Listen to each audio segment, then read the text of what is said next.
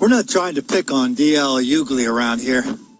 He's the black comic that goes on CNN and all these other shows, including The View. We're going to see a clip from him in a minute from The View, where he goes around explaining to people why white people are dangerous because they're always messing with black people. We're not, so, I mean, he is what he is.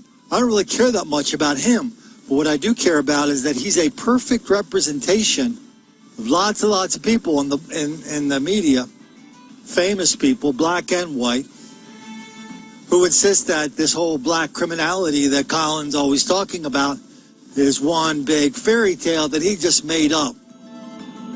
So we did one video on this the other day. Why don't we do another video where we give a couple of examples of what D.L. Hughley is not talking about. The most dangerous place for black people to live is in white people's imagination. When you look at the fact, honestly, if you can have just shot up 17 people, and the police will arrest you. They know you have a gun, but they'll shoot the kid they thought had one. They'll shoot him in the back. And here's the thing, it's just, we live in America right now where we've evolved. We believe that a man can be a woman trapped in a woman's body, a woman can be a man trapped, but we inherently believe that black people are criminal. We can accept that you are a man trapped in a woman's body, but we don't, for some reason, we can't buy the notion that all black people aren't inherently criminal. And that's, it really, and then we don't, like for every time something happens, they'll say, these dualities can't exist. You can't tell us we live in a country where you're innocent until proven guilty, but then okay you being murdered because he said you were guilty, the cops said you were guilty. They didn't try you. Before they tried you. Right. And the truth of the matter, America's never, there have been 200 race riots in America, primarily because black people or people of color have been killed by the police, but nobody did brought to account. That was before there was black on black crime. So what was it then? We've been murdered for reading, for looking somebody in the eye, for whistling at somebody. The murder of black people at the hands of people of authority has always happened. And police are doing what they've always done, which is the police for us have never been about protecting and serving. It's keeping you in your community where you belong and keeping you out of places you don't. That's just how it's.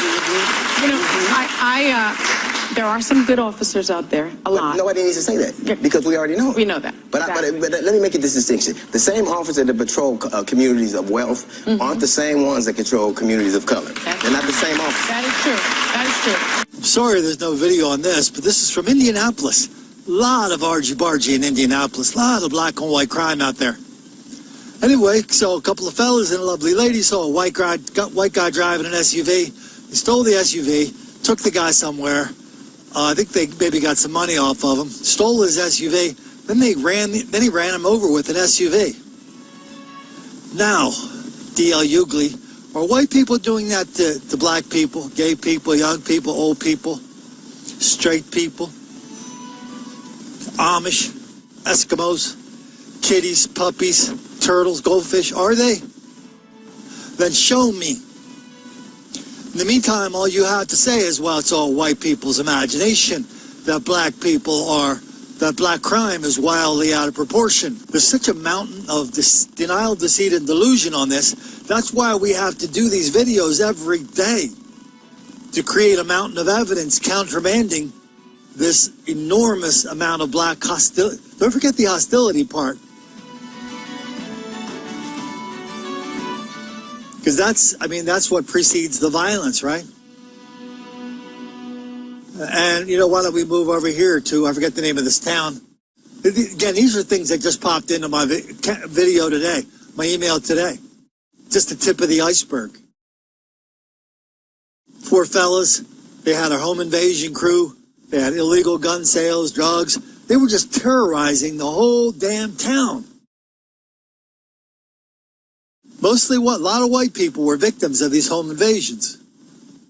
It's funny, there was somebody who has a blog, I think it's called Wine, No Wine. I apologize, that's not the name of it. But one of the geniuses in there that was telling the moderator how wrong good old Colin was. He goes, listen, I read those stories. There's not one thing in there that says these crimes were racially motivated. That's the point, genius. We're focusing on exposing this denial, deceit, and delusion. We're documenting it every damn day. Well, you know, Precinct 4 investigators just released the mugshots of these suspects earlier this morning, and they say that all 4 of them are now already under arrest. And late this afternoon, we're also learning that 2 of those suspects who have been arrested are also wanted by the ATF on an extensive investigation involving firearms. I want you to take a good look because you may recognize some of these men and women. Many people are actually surprised by their ages. The youngest just turned 17 years old. And also surprising is the fact that we're now seeing 2 men and 2 women working together. Authorities have taken these 4 into custody. We're talking about Dimitri Robinson, Marshall Warren, Jameer Fletcher, and Robin A. Nicholas, all accused in a violent armed robbery on the 22nd of June. Take a look at these surveillance photos. You can see one of the men there carrying what looks like an AR-15, another one of those suspects carrying what looks like a pistol. Investigators say that the group first cased the complex for more than an hour on June 22nd. Then they allegedly approached a man they knew who was walking in the parking lot. Deputies say one man held a gun to his head as they all forced their way inside the apartment. At that point, they say the suspect hit the victim with the gun, fired his weapon, and basically kept him hostage as the other 3 stole cell phones, jewelry, and other valuable items, including another weapon. Perhaps the most shocking part of all of this is that there were other family members, including a 4-year-old child inside the apartment at the time. We're documenting it with people like that who still look at it and go, well, Colin, the newspapers said it didn't exist, so why do you have a right to say it exists? We don't talk about racially motivated. We talk about patterns. Racially motivated requires people to read people's minds. We don't do that around here. What we do is look at patterns. We expose patterns. We challenge you with patterns to ignore the patterns. Some people can. Some people, after seeing these videos for a while, they realize they cannot unsee them. Even if unseeing them would be the best way not to make the black kids angry.